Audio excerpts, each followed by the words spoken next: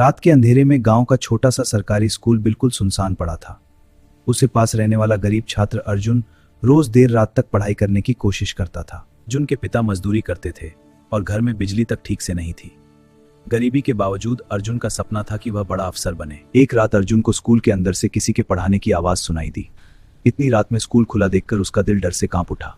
डरते डरते अर्जुन स्कूल के अंदर गया और उसने एक बूढ़े टीचर को ब्लैक बोर्ड पर पढ़ाते देखा, लेकिन पूरी क्लास खाली थी और वहां सिर्फ चौक की आवाज गूंज रही थी। उस बूढ़े टीचर की आंखें अजीब तरह से चमक रही थी और उसका चेहरा बेहद डरावना था।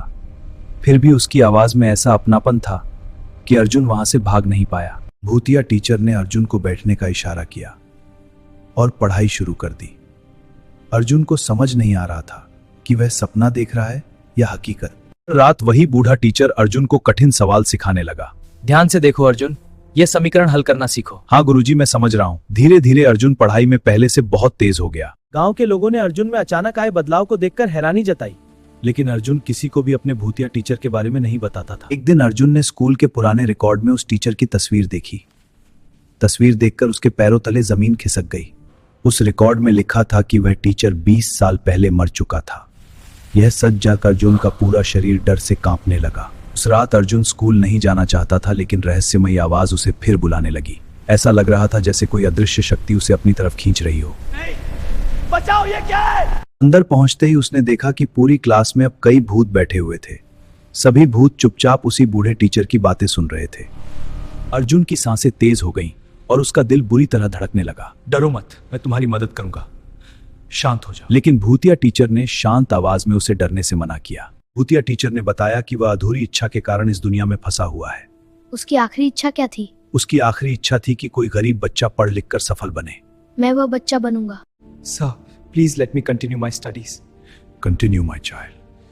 That night, for the first time, fear was replaced by respect in his heart. गुजरते गए और अर्जुन पूरे जिले का सबसे होशियार छात्र बन गया, लेकिन हर सफलता के पीछे उसका भूतिया टीचर छुपा हुआ था। एक रात अर्जुन ने देखा कि भूतिया टीचर पहले से ज्यादा कमजोर दिखाई दे रहा था। उसका शरीर धीरे धीरे धुएं की तरह गायब होने लगा था। टीचर ने कहा कि उसकी आत्मा अब ज्यादा समय तक इस दुनिया में नहीं रह सकती। यह सुनकर अर्जुन पूरी तरह टूट गया। अर्जुन ने वादा किया कि वह अपनी मेहनत से टीचर का सपना पूरा करेगा। भूतिया टीचर की आंखों में संतोष साफ दिखाई दे रहा था। अगले दिन अर्जुन की बोर्ड परीक्षा शुरू होने वाली थी। पूरी रात वह उसी भूतिया क्लासरूम में तैयारी करता रहा।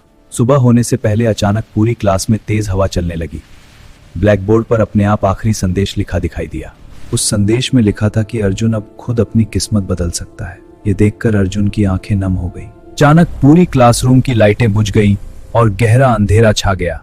जब रोशनी वापस आई तो भूतिया टीचर वहां नहीं था। अर्जुन समझ चुका था कि उसका टीचर हमेशा के लिए इस दुनिया से जा चुका है। उसका दिल भारी हो गया, लेकिन उसने हार नहीं मानी। अरे वाह, अर्जुन जिला में पहला आया। सच में मैं पहला हूँ? हाँ अर्जुन, तुमने कर दिखाया। धन्यवाद, ये सब आपके आशीर्वाद से पूरे गांव से ऊंचा कर दिया। अर्जुन ने अपनी सफलता का श्रेय किसी इंसान को नहीं बल्कि अपने भूतिया टीचर को दिया, लेकिन उसकी बात सुनकर कोई भी यकीन नहीं कर पाया।